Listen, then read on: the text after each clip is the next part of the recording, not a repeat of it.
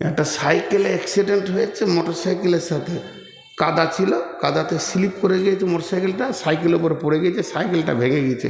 Motor সাইকেলওয়ালাও Trinamool, সাইকেলওয়ালাও Trinamool, কিন্তু যার ঘরের সামনে কাদা সে সিপিএম। বিচার হচ্ছে ও কাদা করেছিল কেন, টাকা ওকেই 10,000 লাগবে। সে বিচারা জানের ভয়ে 10,000 টাকা দিয়ে খালাস ফেলল। আমাদের এখানে সব জজ বসে আছে, যতগুলো বসে আছে জজ। 1 পয়সা দিচ্ছে না রে। হ্যাঁ, ইয়ারা যে কাদার ধারে বসে 1 পয়সা দিচ্ছে না। জি। শুধু ন্যায় বিচার নিয়ে কথা বললে অনেক কথা চলে আসে। নাম্বার 2 নম্বরটাকে যা ওই আরশের ছায়াতে থাকবে, সেই 2 নম্বরটা হলো ওয়াশাবুন নাসা ফি ইবাদাতিল্লাহি তাআলা। ওই যুবক, ওই যুবতী যে যৌবন কালটা আল্লাহকে দিয়ে দিয়েছে, আল্লাহর প্রেমে ব্যয় করেছে।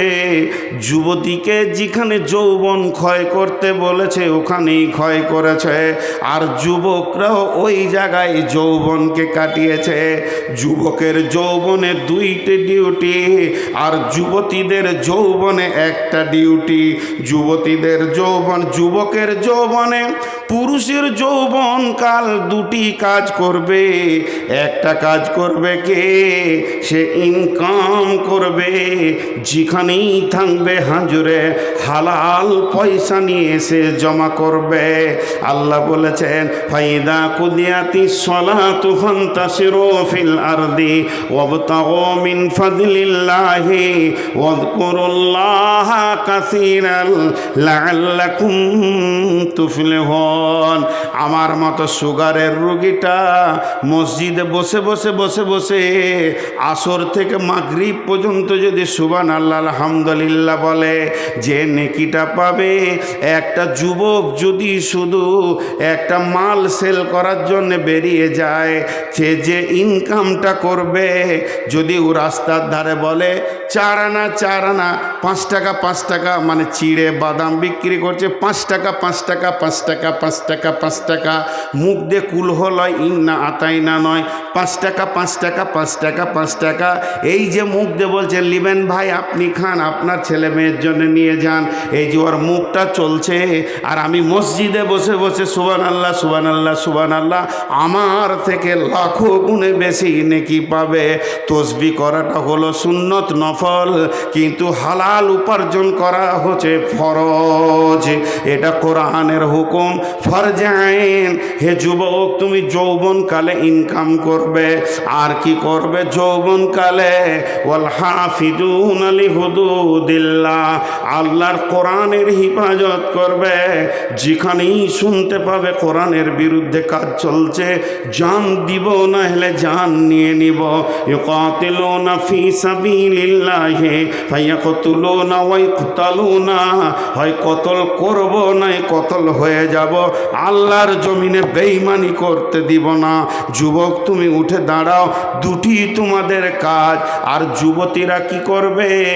কুল্লিল মুমিনাতি ইয়াগুযুদনা মিন আবসারিহিন্না ওয়া ইয়াহফাজনা ফুরুজাহুন্না, মেয়েদের যৌনাঙ্গ, মেয়েদের শরমগাকে কেন্দ্র করে আমার রব কোরআনে বেশ কয়েকটা আয়াত নাজিল করেছেন। আম্মা জানা এসাকে পাক করতে গিয়ে 11খানা আয়াত নাজিল করেছেন। হযরত মারিয়ামের পবিত্র ঘোষণা করতে গিয়ে বেশ কয়েকটা আয়াত নাজিল করেছেন। এবং আমার রব সারা পৃথিবীর যত মুমিন আছে, আল্লাহ ওয়ালি আছে, এদের যৌনাঙ্গকে এক জায়গায় করে বলেছে তোমরা এটাকে হেফাজত করো। এটা যে কত দামি জিনিস, আমার পৃথিবীতে যত নবী, যত মাওলানা, যত মুফতি, যত বক্তা, যত মাদানি, যত কারি, যত হাফেজ, যত শহীদ, যত নবী, যত আম্বিয়া এসেছে, ওটার ভিতর দিয়ে পৃথিবী দেখেছে। আল্লাহ বলেছেন সুম্মা সাবিলা ইয়াসসারা, তোমাদের মায়ের রাস্তা তোমাদের জন্য আসান করে দিয়েছি, এর জন্য পৃথিবীর আলো দেখেছ। হে আমার মায়ের দল, লুচ্চাদের পাল্লায় পড়ে তুমি এত দামি জিনিসটাকে নষ্ট করে দিও না। আল্লাহ তাবারাক ওয়া তাআলা বিশ্ব যুবতীর জন্য একটা বাটখারা রেখেছেন হযরতে মারিয়াম, তাকে নবুয়তি টাইটেল দিয়েছেন আলাইহাস সালাম। সেই মারিয়ামের ব্যাপারে আল্লাহ বলছেন ওয়া মারিয়াম ইবনাতা ইমরানা আল্লাতী আহসানাত ফারজাহা ফানাফাকনা ফীহি মির রূহিনা ওয়া সাদ্দাকাত বিকালিমাতি রাব্বিহা ওয়া কুতুবিহি ওয়া কানাত মিনাল কানিতিন। বিশ্ব যুবতীর দল রে, তোমরা মারিয়ামকে দেখে লক্ষ্য করে পা ফেলো। সে তার শরমগা এবং গোটা বডিটার এমনই হিফাজত করেছিল। আমি রব তার ভিতর থেকে দামি গোলামকে নিলাম এবং মা বেটাকে কিতাব দিয়ে ধন্য করলাম। আজ যদি কোনো যুবতী বুকে হাত দিয়ে সতীত্বের গ্যারেন্টি দিতে পারে, শুধু যৌনাঙ্গ নয়, তার দাঁতের হাসিতে, চোখের চাওয়ানিতে কোনো পুরুষ যেন, হালাল পুরুষ যার সঙ্গে বিয়ে হালাল আছে, সে যেন আনন্দ না পেয়ে যায়। যদি তা পেয়ে যায়, মা তুমি বিক্রি হয়ে গেলে, তোমার দেহে আর কোনো মূল্য থাকলো না। এর জন্যে যুবতীদের একটাই ডিউটি, সে শরমগায়ের হেফাজত করবে, আর পুরুষরা দুইটি ডিউটি করবে। একদিকে ইনকাম করে সংসার চালাবে, অন্যদিকে দিনের হেফাজত করবে। আমার নবী বলছেন ওয়াশাবুন নাসাআ ফি ইবাদাতিল্লাহ, ওই যুবক যুবতী আল্লাহর রহমতের ছায়াতে কোটা লেগে যাবে, যার যৌবনকাল আল্লাহর হুকুমের ওপরে চলেছে। আর 15 মিনিট পানি খায় আর একবার।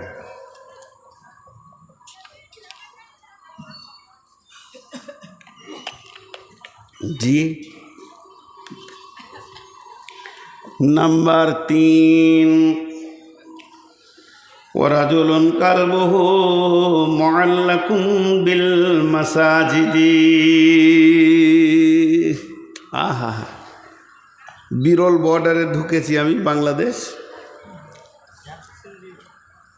ওই রাধিকাপুর হয়ে দিয়ে সমস্ত পাসপোর্টের কাজ হয়ে গেল, তো ভোগ লেগেছে, তো একটা হোটেলে গেলাম। তো বলছে কি খাবেন? আমার ছোটো মাছ আছে। আমরা বলি ছোটো মাছ, ওরা বলে গুঁড়া মাছ। তো গুঁড়া মাছ আছে, তোলা আছে, দাও 1 প্লেট। 2 জন আছি আমরা, 2 প্লেট দাও। তো আলুর সঙ্গে রান্না করেছে। তো টোটালটা যদি 200 গ্রাম ওজন হয়, যে তরকারিটা দিয়েছে 100 গ্রাম ওজন হবে, তো মোটামুটি 100 গ্রামে 98 গ্রাম আলু আর 2 গ্রাম মাছ। তা আমি হোটেলওয়ালাকে বলছি, মাছে আলু না আলুতে মাছ? আপনি হিসাব করেন।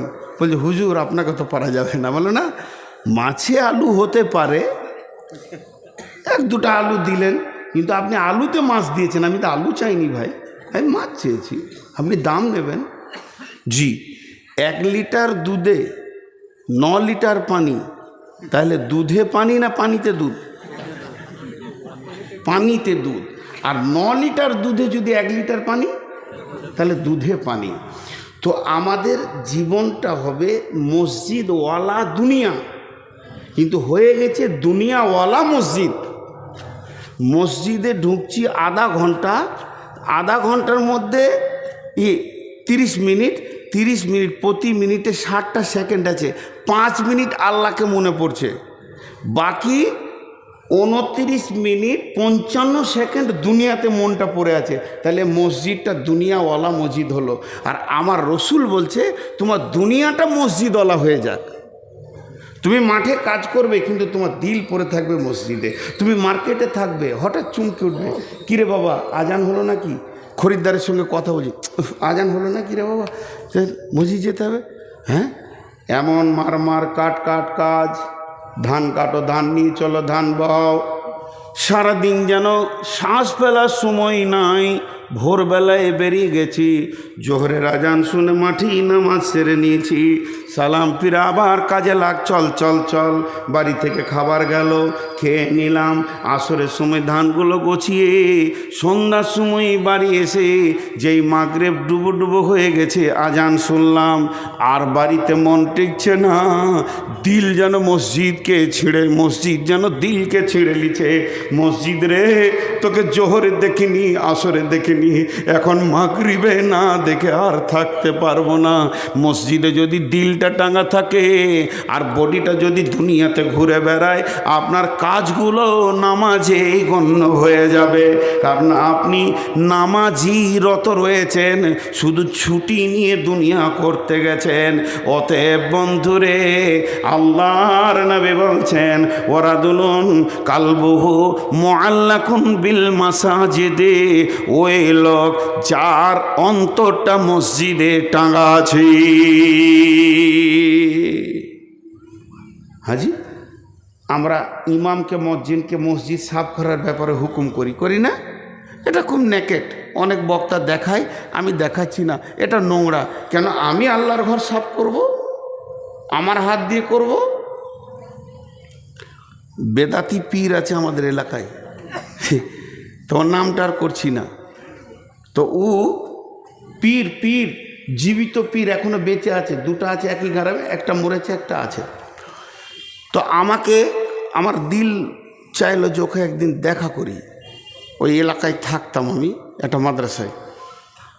তো ভদ্রলোক এত হার্ড আরবি জানে, আবার ইঞ্জিনিয়ার, ইংল্যান্ড থেকে পাস করা ইঞ্জিনিয়ার, পীর ইংল্যান্ড থেকে পাস করা ইঞ্জিনিয়ার, আর এত হার্ড আরবি জানে যে ও আরবি বলবে তার আপনি ডিকশনারি ছাড়া তর্জমা করতে পারবেন না। ভদ্রলোক এত শিক্ষিত, কিন্তু ওই এহরামের মতো একটা কাপড় নিচে পরে আছে আর একটা গায়ে দিয়ে আছে। ওর একটা মুরিদকে বললাম, তোর পীরকে দেখাবি না একবার? বলে চলেন। নিয়ে গেল। তো আমি মসজিদের দরজায় দাঁড়িয়ে আছি, আর ঘন ঘন ঘড়ি দেখছি, মানে 40 মিনিট পরেই আমার বাস, 40 মিনিট পরেই বাস। বলছে আপনি দাঁড়ান, আমি পীর সাহেবকে ডেকে আনি। ভিতরে গেল, তো দেখছি ওই রকম এহরাম হালাতে আসছে, কিন্তু মাথা ঢাকা মেয়েদের মতো এইদিকে ঘুরিয়ে নিয়েছে। তো চুলটা দেখার আমার খুব শখ ছিল, শুনেছি ওর চুল নাকি 2 হাত, কিন্তু দেখতেই পেলাম না। তো দেখার খুব শখ ছিল, টেনে তো খুলতেও পারছি না। তো অনেক উঁচু শিক্ষিত মানুষ, সে খবর আমি জানি। উনি আসলেন, আমি বলছি না যে এটা ভালো কাজের লাইন। তো এসে আমি এক হাতে মুসাফা করলাম, উনি এক হাতে মুসাফা করলেন। আসসালামু আলাইকুম। ওয়ালাইকুম আসসালাম। কী বাবা নূর মোহাম্মদ? আমার নামটা আগে থেকেই জানে, বা ও বলেছে ওর মুরিদ। আমি অনেক দিন থেকে ভাবছি হয়তো তুমি একবার দেখা করবে, তো এতদিন পরে এলে। আমার সাথে ওর বয়স আসমান জমিন পার্থক্য, উনি মুরব্বী। তো বললো জি হে, আমি দাঁড়িয়ে আছি। তো চট করে মসজিদে উঠি, একটা মসজিদের মুসল্লাকে এনে আমাকে বলছে বসো, আর ঝাঁটাটা নিয়ে মসজিদ ঝাঁট দিতে শুরু করলো। আমি বলছি হুজুর আমাকে দেন। বলছে না, তুমি মেহমান, তোমাকে দেওয়াটা আমার ঠিক হবে না, এটা তো রসুল দেননি মেহমানকে, আমাকে তোমার ইজ্জত করতে হবে। আমাকে তুমি বলছে বয়স হিসেবে। বসলাম, আমি বললাম প্রথমেই বেয়াদবি মাফ করবেন, আমার গাড়ি আর 40 মিনিট, অল্প সময় দিব, কিছু আমাকে বলেন। তো কথা শুরু করলো যে আজকের দিনে এখন তোমার সঙ্গে আমার দেখা হবে এবং অল্প সময় টাইম দেবে, আমার কিছু মনে করার নাই, এটা ফয়সালা আসমান থেকে এসেছে, আল্লাহর ফয়সালা। তো মা বাপের সঙ্গে ভালো ব্যবহার করবে, প্রতিবেশীর সঙ্গে ভালো ব্যবহার করবে, আল্লাহ রসুলের সুন্নতের পাবন্দির ওপরে জীবন কাটাবে, ফরজ হুকুম ছেড়ে দিও না, আল্লাহ তোমাকে ঠিক কামিয়াবের জায়গায় পৌঁছাবে। এই কথা বলে তারপর আমি চলে আসলাম। ওর সঙ্গে আর আমার দেখা নাই। তো ওর কাছ থেকে এই ইলমগুলো পেয়েছিলাম ওর মুরিদের কাছ থেকে, শরীয়ত, তরিকত, হাকিকাত, মারিফাত, তান্ত্রিক, তামাসিক, যান্ত্রিক, রাজসিক, এই রুটের লাইনে যে কথাগুলো ওখান থেকে উদ্ধার করেছিলাম অনেক। তো খুব নোংরা জায়গা আছে ওখানটা, খুব নোংরা আছে, আপনারা শুনে ভালো মনে করলেন, খুব নোংরা আছে।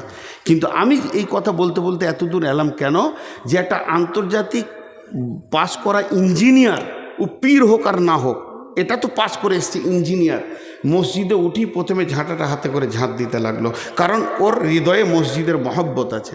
আর আমরা মসজিদে ঢুকে খক থু, এবার জানলাতে লম্বা হয়ে ঝুলছে, সে ঝুলছে তো ঝুলছে, ওটা ওর সাফ করারই কোনো নিয়তি নেই, অথচ এটা আল্লাহর ঘর।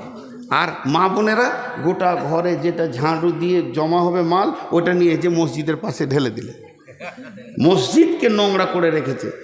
মসজিদ এত সুন্দর হয়ে থাকবে, আপনার একটা বাড়ি, আমার একটা বাড়ি, আপনার একটা বাড়ি, ইনার একটা বাড়ি, ওনার একটা বাড়ি, গোটা গ্রামে 300 জনের 300টা বাড়ি, আর 300 জনের একটা বাড়ি।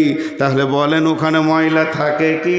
300 জন যদি নিয়ত করে আল্লাহর ঘরে ঝুল হতে দিব না, আল্লাহর ঘরে ভিতর কেন বাইরে তো দাগ লাগতে দিব না, একটু ময়লা লাগতে দিব না, আমি সুন্দর করে ঝেড়ে দিব।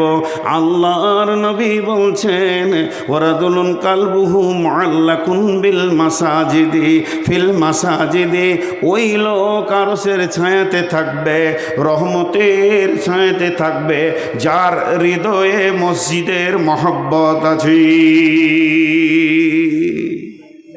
হ্যাঁ, শুনো শুনো ইয়া ইলাহি, শুনো আমার মোনাজাত। জি, তুমি মসজিদেরই ঝাড়ু বারদার করো আমারে হাত। আজকে সকলে একটা নিয়ত করি, যখনই সময় পাবো মসজিদ পরিষ্কার করবো ইনশাআল্লাহ।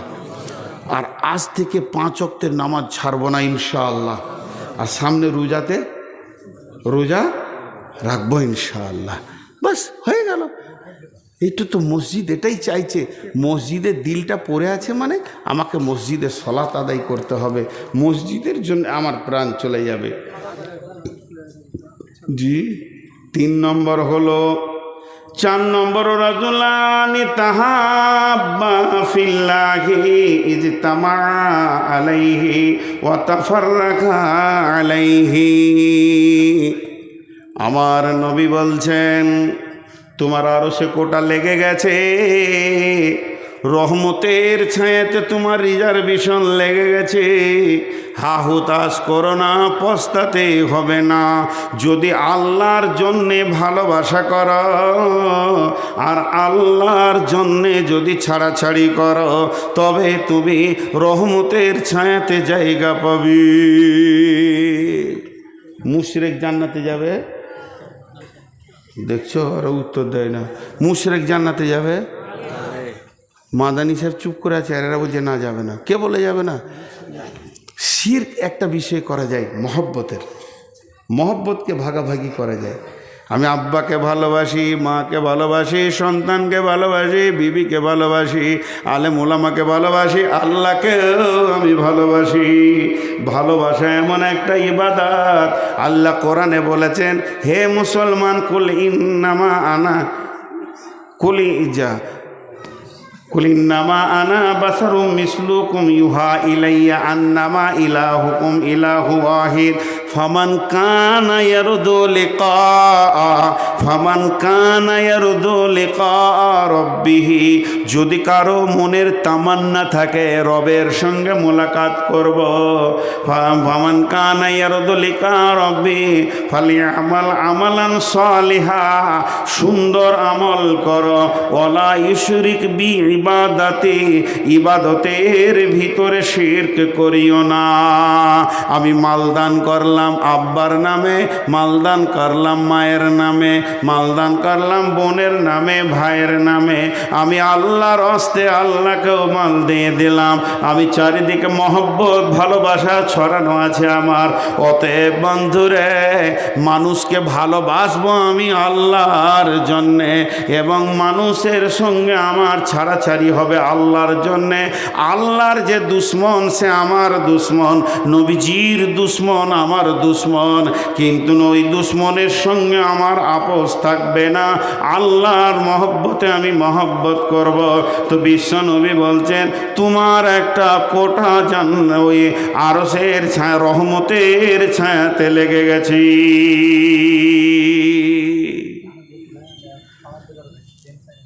বর্তমানে যত ভালোবাসা হয় স্বার্থ লুকানো থাকে। কথাটা বুঝাতে পারলাম? স্বার্থ লুকানো থাকার কারণে ওটা প্রেম বলা যাবে না, ওটার নাম হবে ধান্দাবাজ। ওটার নাম কি? ধান্দাবাজ। ওর যখনই স্বার্থ ফুরিয়ে যাবে টুক করে কেটে যাবে।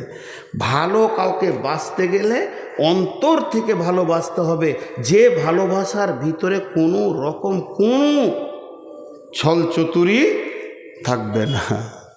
জি, তাহলে আর 3 মিনিট আছে, ঘড়ি। হ্যাঁ, কালেকশন আছে। কে করবে? হ্যাঁ, সিজন পেরিয়ে গেল বলছে আলু তুলো। এখন আম গাছে একটা যদি আম বের করে দিতে পারেন তা আপনাকে 10 লাখ টাকা কালেকশন দেবো। না, এটা আবার ভুল হয়ে গেল, 12 মেশি গাছে থাকতে পারে। এখানে অনেক আছে, আপনার বাড়িতে আছে। জি, অনেক গাছে থাকে আমার বাড়িতে। আকৃতি হচ্ছে, ভাবছে যে আবার মুল উঠবে, তা আবার চাইবে, তাহলে পেঁচিয়ে দিব। আপনার জন্য পেছখানে হবে। আল্লাহ রসুলের পরে বলছেন 5 নম্বরে বলছেন ওরাজুলুন দাতুহু ইমরাতুন দাতা মানসিবিন ওয়া জামালিন ফাকালা ইন্নী আখাফুল্লাহ। এরা উঠছে কেনে? ও ভাই যারা যে কটা যেছেন পয়সা দিয়ে যান, ওই পয়সা দিয়ে যান। আল্লাহ আমাকে কেন মমতাজুল করলে না? ওরই দাম বেশি রয়েছে এখন মার্কেটে।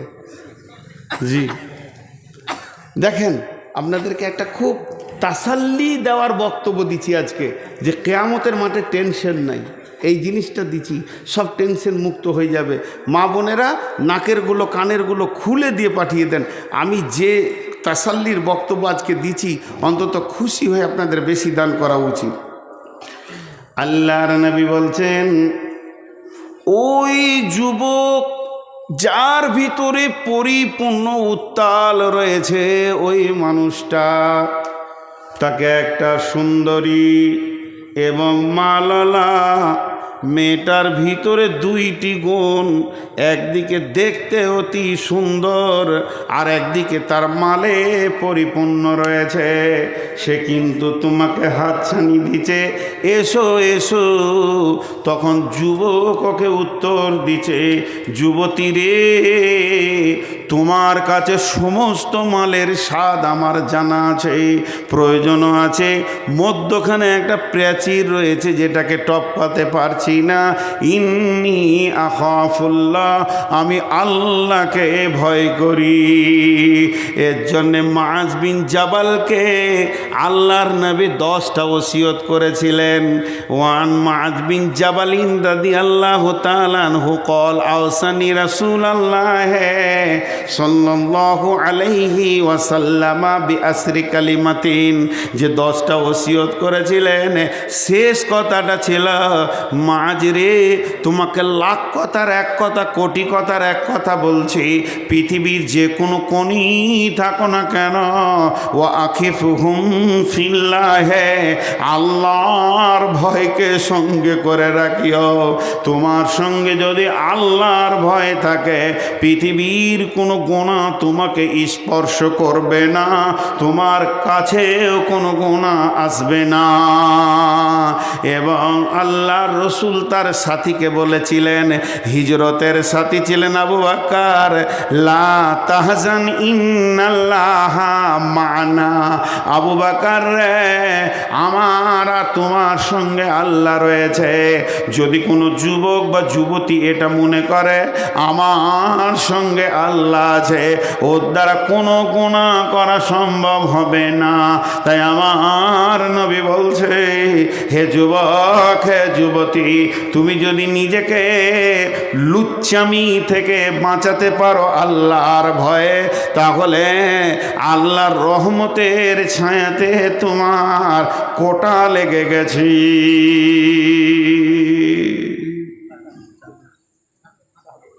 জি, কটা হলো ভুলে গিয়েছি, 5টা হলো।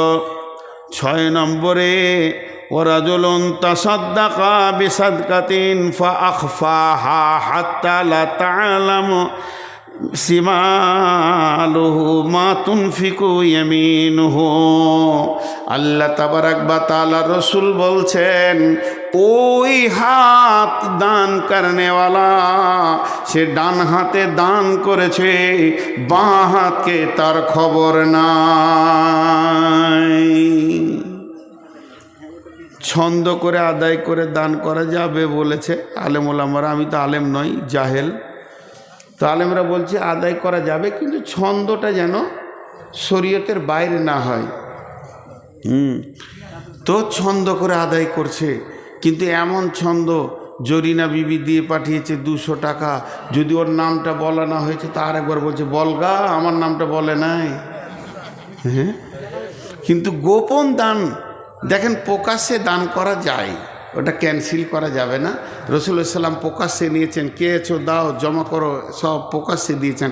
আবার গোপনও দান করা যায়, কিন্তু গোপন দানে তো দান হবে, আবার আরেকটা এক্সট্রা ফেসিলিটি বেনিফিট হবে যে আল্লাহ রহমতের ছায়াতে জায়গা লাগবে। জি, একটা লম্বা হাদিস, আর হাদিস পড়ছি না। লা তাসাদ্দাকনা বিসাদকাতিন ফাখারাজা বিহি বিসাদকাতিহি ফাওয়াজাহা ফি হাদিস সারিকি। এর আগেও আমি বর্ণনা করেছি নবী মুসার জামানায় ঘটনা। বানি ইসরাইলদের একটি লোক নিয়ত করলো আজকে গোপনে দান করব, আমি নবী মুসাকেও বলবো না। এই হাদিসটা ইমাম বুখারী আলাইহি রাহমা বর্ণনা করছেন।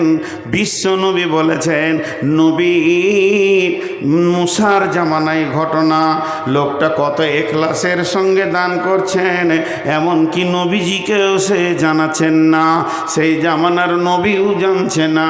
সে গোপনে এক জায়গায় এতটি মালকে, এতটি স্বর্ণ মুদ্রা হোক রৌপ্য মুদ্রা হোক দিরহামকে বেঁধেছে, রাতের আঁধারে ঘুরছে।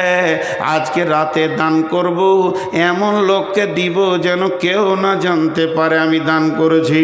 মোড়ে একজনকে দিয়ে দিল ওর কোলে, এবার দানটা দিয়ে নিজেকে কাপড় ঢাকা নিয়ে লুকিয়ে আঁধারে পালিয়ে গেল।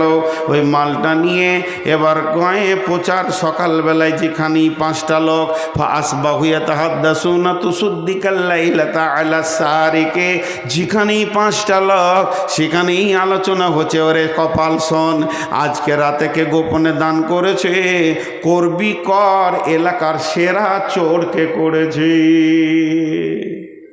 চোরের হাতে মাল পড়ে গেছে, এবার দান কান্নাওয়ালা তো জানছে যে আমি করেছি, তাহলে চোরের হাতে পড়ে গেল, ওর মন আফসোস, বলছে আজকে আর একবার করব।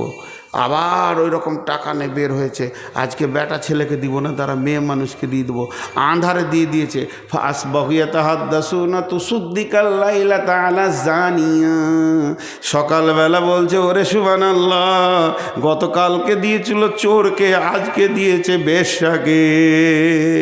দান কর্নালা বলছে কপাল কি হচ্ছে রে, চান্স লাগছে না কেন, এ তো ভেজাল খালি সাইড হয়ে যাচ্ছে। আবার বলছে আচ্ছা দান 3 দান, আজকে একবার দেখি। আবার বের হলো, দেখছে কোনো যুবককে দিব না, যুবতীকে দিব না, থুত্থুড়ে বুড়াকে দিয়েছে।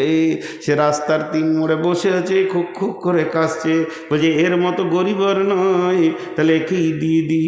ওর কোলে দিয়েছে। ফাসবাহুয়া তাহাদ্দাসুনা তুসুদ্দিকাল্লাইলাতা আলাল গানি, সকালবেলায় কারায় পাড়ায় মোড়ে মোড়ে আলোচনা চলছে, দানের বহর বেড়েছে। প্রথম দিন দিয়েছে চোরকে, দ্বিতীয় দিন দিয়েছে বেশ্যাকে, তৃতীয় দিন দান করেছে এলাকার বড় লোক একমাত্র হাড় কিপটে বকিলকে। এবার ও কাঁদতে শুরু করেছে, আল্লাহ কি করলাম যে আমার দানকে কবুল করছো না। পরে বর্ণনা দিচ্ছেন হাদিসটাতে যে আল্লাহ বলছে তোর 3 দিনের দানকে কবুল করে আমি 3 জনকে হেদায়েত দিয়েছি। ওই জানিয়া মেয়েটা বলছে আল্লাহ আর জীবনে নোংরা কাজ করব না। এই এটা বিয়ে বাড়ি পেয়েছিস? তখন থেকে শুনেই যেছি হায়ার সরব নাই, চিল্লাইছে। তো আপনারা একটু ধৈর্য ধরেন। তো ওকে জানিয়াকে হেদায়েত দিয়েছি, চোরকে হেদায়েত দিয়েছি, বখিলকেও হেদায়েত দিয়েছি। দেখেন দান যদি এখলাসের সঙ্গে হয় তাহলে তার রিয়াকশান আলাদা হবে। আর একটা আছে 7টার মধ্যে বলে নিই, শেষকালে ওরাদুলুন যাকারাল্লাহ খালিয়ান ফাফাদাত আইনাহু, ওই লোকটা রহমতের ছায়াতে থাকবে যে লোকটা গভীর রাত্রিতে উঠে চোখের পানি আল্লাহর কাছে ফেলে। অনেকে বলবে দোয়া জানি না, খ্যাপা, সব থেকে বড় দোয়াটা আমার কাছে শিখেলেন, চোখের পানি, এর থেকে বড় দোয়ার কিছু নাই। বাচ্চা ছেলে কোন ভাষায় কথা বলে? 1 বছরের 1.5 বছরের বাচ্চা, হ্যাঁ কান্না করে, ওর কাজ হচ্ছে কেঁদে দেওয়া, মায়ের কাজ হচ্ছে ওর কান্না চুপ করানো। তো আমার কাজ হচ্ছে আল্লাহর কাছে কেঁদে দেওয়া, ওর কাজ হচ্ছে আমার কান্নাকে চুপ করানো। কেন কাঁদছি? মামলা হয়েছে, ঋণ হয়েছে, ব্যথা হয়েছে, অসুস্থ হয়েছে, ছেলে কথা শোনে না, মেয়ে কথা শোনে না, বিবি কথা শোনে না, আব্বা কথা শোনে না, ভালো লাগছে না, শরীর চলছে না, যত রকম তোমার অভাব আছে এতগুলা বলার তুমি বলতে পারবে না, মনেও থাকবে না। তবে যে কেঁদে দিল সে লুটে নিল, যে রো দিয়া ও লুট লিয়া। অতএব চোখের পানিতে খালি তুমি বেশি কথা বলো না, একটা শব্দ বলো, রব্বানা রব্বানা রব্বানা। মূর্খ আছি, ভাষা জানি না, জ্ঞান নাই, আমার কি দরকার আমি নিজেই জানি না আমি কত মূর্খ। মাবুদ তুমি হলে সব থেকে শাহিনশাহ, আমার চোখের পানি তোমাকে বন্ধ করতে হবে। জাহান্নাম নিব না, জান্নাত ছাড়ব না। পৃথিবীর বুকে আমার অনেক রকম কেস মামলা আছে, মাবুদ তুমি আমাকে আনন্দ করে দাও। তাই আল্লাহর নবী বলছেন, ওরাদুল অন্ধকার আল্লাহ খালিয়ান, একদম শুদ্ধ অন্তরকরণে আল্লাহকে ডাকবে। ফাফাজাত আইনাহু, তার দুটি চোখের পানি গরম গরম বইতে থাকবে। বিশ্বনবী বলছেন, উম্মত রে, রহমতের কোটাতে তোমার সিট লেগে গেছি। ভাই, যতটি লোক বসে আছেন, আমার কথা যখন 1.5 ঘন্টা শুনতে পেরেছেন, তা আমার 1.5 মিনিটের একটা কথা শুনেন। এই আয়োজন, এই লাইট, সাউন্ড, মাইক, এত কিছু একটা কমিটি, খারাপ কথা না বললে মানাচ্ছে না বলছি। আমি ওনাদেরকে গাধা বলতে চাইছি না, গাধার মতো 3 মাস 4 মাস থেকে খেটে যে একটা আয়োজন দিয়েছে, যদি আপনারা কিছু না দিয়ে চলে যান, এটা কেমন হবে আপনি আপনার আদালতে বিচার করলেন। আপনারও একটা সুস্থ মস্তিষ্ক আছে, আপনি ঠিক নেই বিচারটা পেয়ে যাবেন। আপনার বিবেক আপনাকে বলবে এটা চূড়ান্ত পর্যায়ের অন্যায় হচ্ছে। বিধায় যতটি লোক বসে আছেন, আমি এখানে একটা চাদর দিছি, ওই চেয়ার থেকে, ওই দূরে থেকে হেঁটে এসে একবার চাদরে হাতটা রেখে যান। এটা আমার শেষ কথা। আর মা বোনেরা ওখানে যেভাবে কালেকশন হচ্ছে ছাত্রীদেরকে দিয়ে, ওখানে একবার চাদর, এখানে একটা চাদর দেন। আর 2000, 5000, 1 মন 2 মন 20 কেজি 50 কেজি ধান দেনেওয়ালা যদি কেউ আছেন তো আল্লাহর রাস্তে বলেন। এই মজলিস আপনি আল্লাহ, আমি একটু দোয়া করি, আপনারা আমিন বলেন। এই আল্লাহ, তুমি আমাদের এই সভাকে কবুল করে নাও, এই মাদ্রাসাকে কবুল করে নাও, সন্ধ্যা থেকে নিয়ে যত দান হয়েছে কবুল করে নাও। শুধু এখানে নয়, সারা পৃথিবীতে ইসলামকে বাঁচানোর জন্য যত কালেকশন হয়েছে কবুল করে নাও। আল্লাহ, আমাদের মা বাপকে তুমি মাফ করে দাও, দাতার মা বাপকে তুমি মাফ করে দাও। আল্লাহ, তুমি হায়াতে তাইয়্যিবা দাও, তুমি আমাদের সকলকে কবুল করে নাও। এ ভাই, আপনারা উঠে আসেন, নেকি বেশি পাবেন, উঠে আসেন। চাদরওয়ালার কাছে আপনারা উঠে আসেন, সকলে কথা বলতে বলতে আসেন। সবাই বলেন সুবহানাকা আল্লাহুম্মা ওয়া বিহামদিকা ওয়া আশহাদু আল্লা ইলাহা ইল্লা আনতা আস্তাগফিরুকা ওয়া আতুবু ইলাইকা। আপনারা উঠে আসেন ভাই আমার, একজনও চাদরে হাত না দিয়ে যাবেন না। আপনার টাকা নাই, আপনি খালি হাতটাও চাদরে দিয়ে তারপরে যাবেন। জি, টাকা লাগবে এমন কোনো শর্ত বলিনি, টাকা নাই, খালি হাতটা চাদরে দিয়ে যান। আল্লাহর গোলাম, রসুলের উম্মত, আপনি একবার বিসমিল্লাহ বলে বরকতের দোয়াটা দিয়ে যান। আপনার বরকতের দোয়াতে ইনশাআল্লাহ আল্লাহ তার মাদ্রাসাকে, আমাদের মাদ্রাসাকে, বানাতকে কবুল করে নেবেন। বিধায় আপনাদের কাছে খুব মিনতি করে করজোরে বলছি, আল্লাহর ওয়াস্তে আপনারা দিয়ে যান। না, সবাই আসবে, কেউ বাদ যাবে না ইনশাআল্লাহ, কেউ বাদ যাবে না। কোথা ঢুকে গিয়েছে আর পাবি।